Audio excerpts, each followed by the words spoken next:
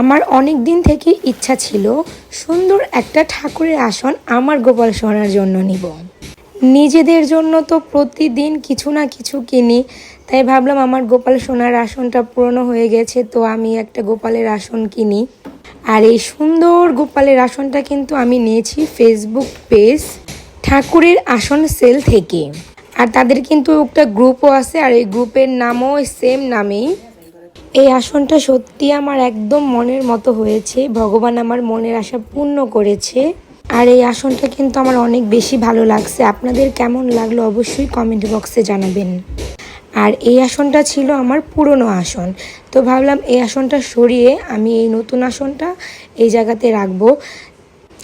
আর এদিকে দেখো আমি কিন্তু আমার নতুন আসনটা একদম সেট আপ করে নিয়েছি, তো কেমন লাগছে সবাই জানাবেন। আর আপনারা যারা আসন নিতে চান তারা কিন্তু অবশ্যই এই পেজে যোগাযোগ করবেন। তাদের হোয়াটসঅ্যাপ নাম্বারটা আমি স্ক্রিনে দিয়ে দেব, তাদের হোয়াটসঅ্যাপ নাম্বার আপনারা নক দিবেন, তাহলেই পাবেন। আর দেখেন আমি কিন্তু আমার গোপাল সোনাকে পুজো দিচ্ছি। আর আমার এই যে টুকটুকি গোপাল সোনা কেমন লাগছে আমার গোপাল সোনাকে এবং আসনটাকে কমেন্ট বক্সে জানাবেন।